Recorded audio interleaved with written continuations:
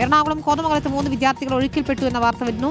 വാടാട്ടുപാറ പലവൻപടി പുഴയിലാണ് വിദ്യാർത്ഥികളെ കാണാതായത്. ഷബാസ് അഹമ്മദാണ് ചേരുന്നത്. ഷബാസ്, ഏതു പ്രായത്തിലുള്ള കുട്ടികളാണ്? വെക്കേഷൻ സമയത്ത് ഒറ്റയ്ക്കാണോ പുഴയിൽ പോയത്? വിശദാംശങ്ങൾ എന്താണ് ഷബാസ്?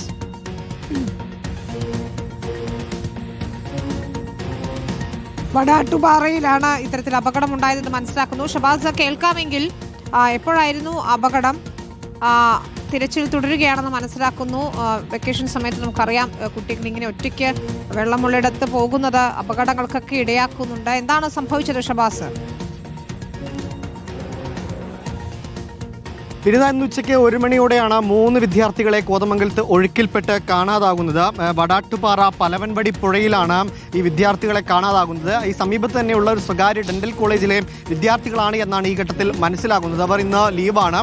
അതിനാൽ തന്നെ ഈ പുഴയിലേക്ക് കുളിക്കാനും മറ്റുമായി പോയതാണെന്നാണ് നാട്ടുകാരിൽ നിന്ന് പ്രാഥമികമായി ലഭിക്കുന്ന വിവരം. അങ്ങനെ ഇന്ന് ഉച്ചയോടുകൂടിയും ഈ പുഴയിലേക്ക് എത്തുകയും ഈ അടിയൊഴുക്കിൽപ്പെട്ട വിദ്യാർത്ഥികൾ കാണാതാവുകയുമായിരുന്നു എന്നാണ് മനസ്സിലാകുന്നത്. ഇതിനോടകം തന്നെ ഫയർഫോഴ്സും മറ്റും എത്തിക്കൊണ്ട് അവിടെ തിരച്ചിൽ ആരംഭിച്ചിട്ടുണ്ട്. വിദ്യാർത്ഥികളെ ചിലരെ കണ്ടെത്താനായി എന്നൊരു സൂചന, സ്ഥിരീകരിക്കാത്ത സൂചനകൾ ആ പ്രദേശത്ത് ഈ ഘട്ടത്തിൽ വരുന്നുണ്ട്. എന്തായാലും ഇന്ന് ഉച്ചയ്ക്ക് 1 മണിയോടെയാണ് ഈ 3 വിദ്യാർത്ഥികളും ചേർന്നുകൊണ്ട് ഈ പുഴയിൽ കുളിക്കാൻ പോകുന്നത്. കോതമംഗലത്ത് ഈ പുഴയിൽ കുളിക്കാൻ പോകുന്നത്. അവിടെ വെച്ച് ഈ അടിയൊഴുക്ക് കാരണമാണ് ഈ വിദ്യാർത്ഥികൾ പുഴയിൽ ഇറങ്ങിയ സമയത്ത് ശക്തമായ ഒഴുക്കിൽ വിദ്യാർത്ഥികൾ പെട്ടുപോവുകയായിരുന്നു. പിന്നീട് കൂടെ ഉണ്ടായിരുന്ന ചില വിദ്യാർത്ഥികളാണ് ഇത് കണ്ടുകൊണ്ട് നാട്ടുകാരെയും മറ്റും വിവരമറിയിക്കുകയും കൂടുതൽ തിരച്ചിലിന് തുടങ്ങുകയും ചെയ്തത്. ഇപ്പോഴെന്തായാലും ഫയർഫോഴ്സ് അടക്കമെത്തിയും വ്യാപകമായ ഒരു തിരച്ചിൽ ഈ പ്രദേശത്ത് നടത്തിക്കൊണ്ടിരിക്കുന്നുണ്ട്.